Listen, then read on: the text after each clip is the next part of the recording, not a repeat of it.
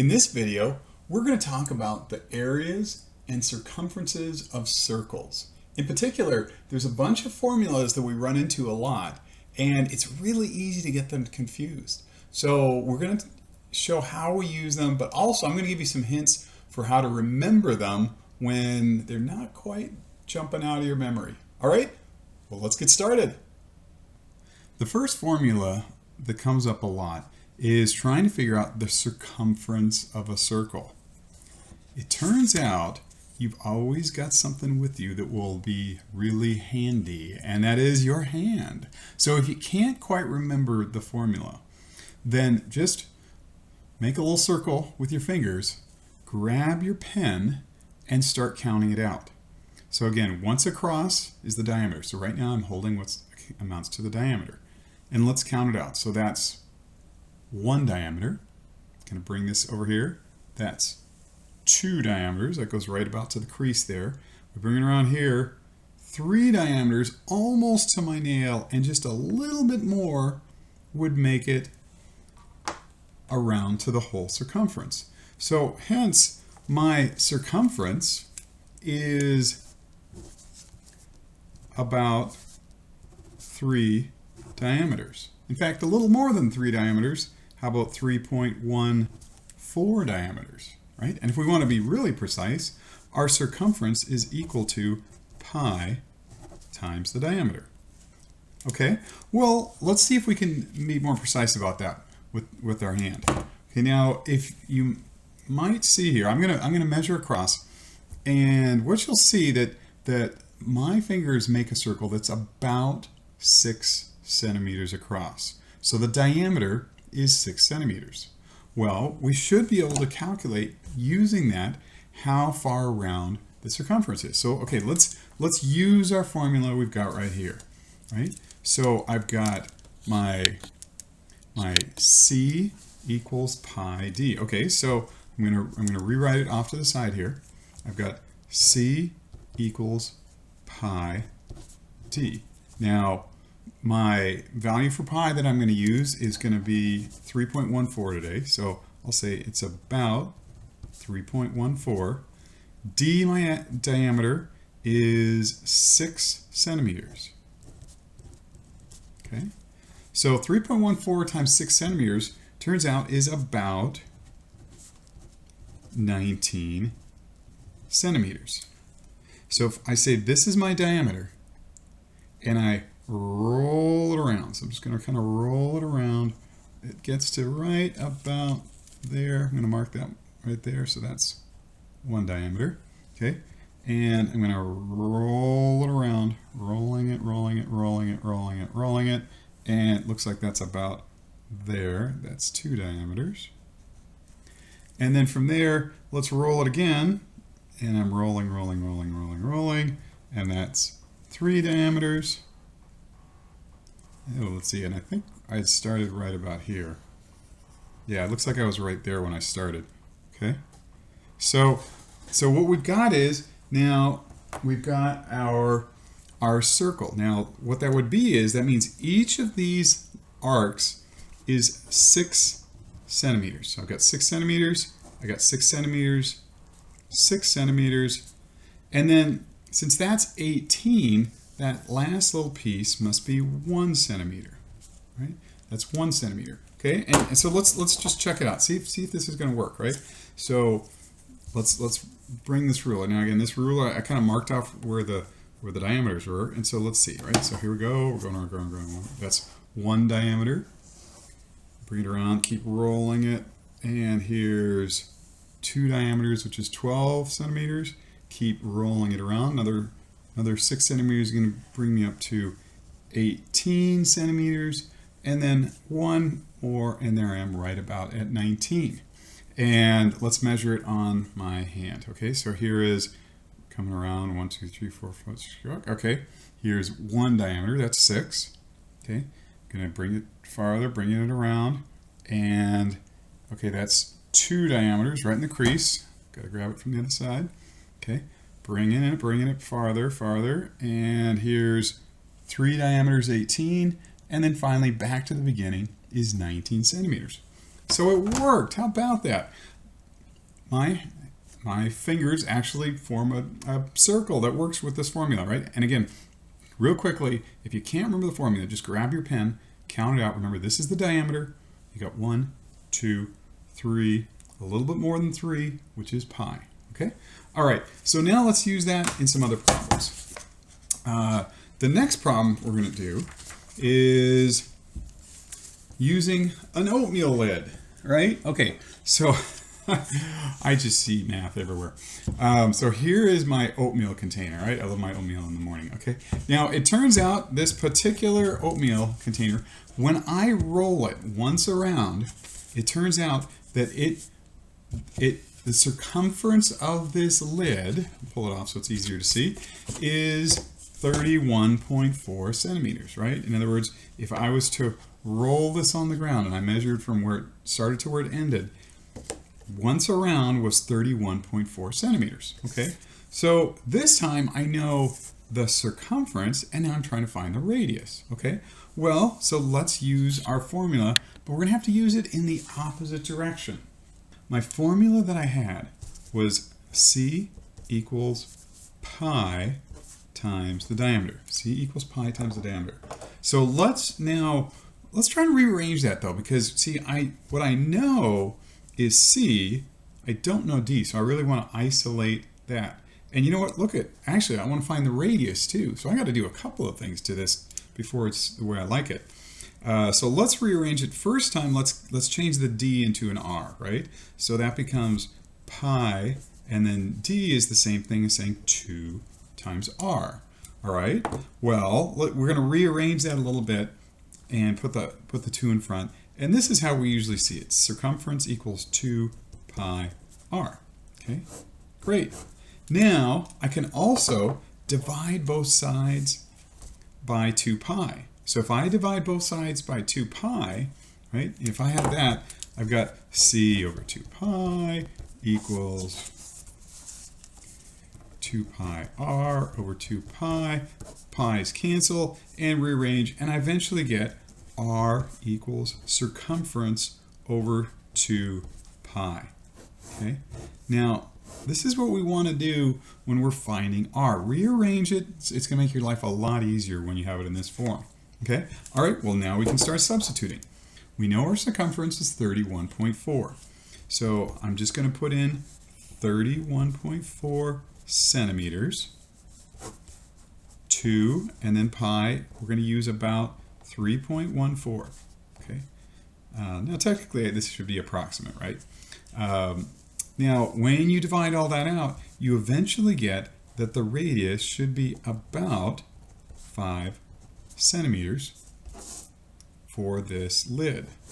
My radius should be 5 centimeters. All right, well, moment of truth. Let's see if we did it right.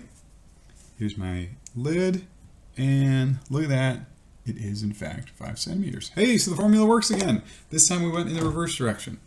What you're going to notice is that often people will actually specify things in pi, and that allows you to have precise calculations. So if we notice 31.4 centimeters, that's kind of like saying 10 pi, isn't it, right?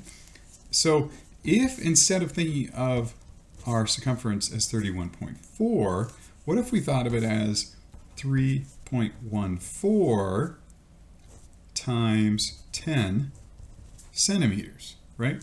Well, that's pi, isn't it, right?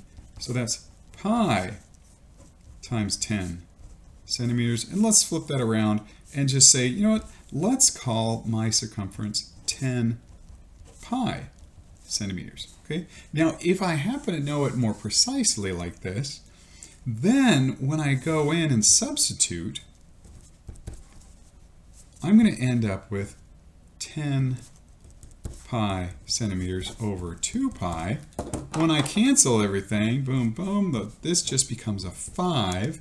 And so my answer is just R equals 5 centimeters, right?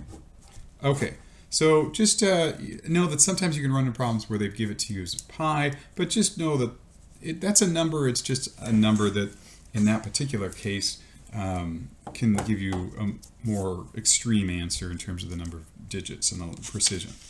Okay, so let's move on now we've done circumference. Let's just write them down real quick, right? So we just figured out that the circumference equals pi times the diameter. The circumference also equals 2 pi r. All right, those are really important. Well, we've got this last little pesky pi r squared here. Let's figure out what that guy is. You know, and if I had to guess, I wonder if that might have something to do with the area. Well, let's analyze it and try and figure out how that comes about. All right, so what I've got right here is, again, I've got my circle. We're gonna do this, and it turns out that we can kind of approximate it. Again, if you're having a hard time remembering, you know, and you don't have formulas around, sometimes we want to be able to analyze what's happening. So let's do this. Let's consider the following. I'm just going to draw some radii on this, right? So here's an R, right? So I've got those radii. Now, what I'm going to do is I'm actually going to turn that into a square. Okay, and you can see in a second why I'm doing this. But this is just kind of I want you to kind of intuitively know why this works, right? So the area of that square is r squared. Right? That's the area of that square, right? So, right, this yellow part right here, that's equal to r squared, right? Well, let's do the same thing, but let's now expand it to a big square. So I'm going to circumscribe a square around this circle, right? Remember, circumscribe means you're going around the outside. Okay, so I've got a really big one now that's going the whole way around this circle. Okay, now as I do this, we're going to be able to tell what the size of that square is, right? So if the little yellow square is r squared, well, the big square must be 4, right? 1, 2, 3, 4. So the area of this right here is 4r squared, all right? Okay, so we're getting close. We're getting close. Let's now think about the area of this circle. Okay, the area of the circle, right? So that's the shaded part right here, the red part.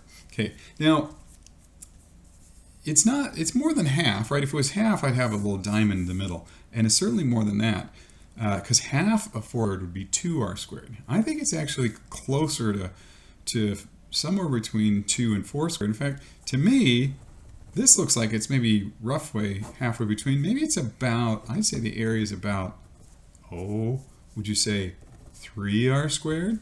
Or, you know, maybe it's even 3.14r squared, right? So sure enough, that is what we get, right? Area equals exactly pi r squared for the area of a circle. And again, it comes down to the fact that if you imagine there's a little box here, little square that's r squared, you got 4 of them, the circle fills up about 3/4 of that box. That's why it's a little more than 3, in other words, pi.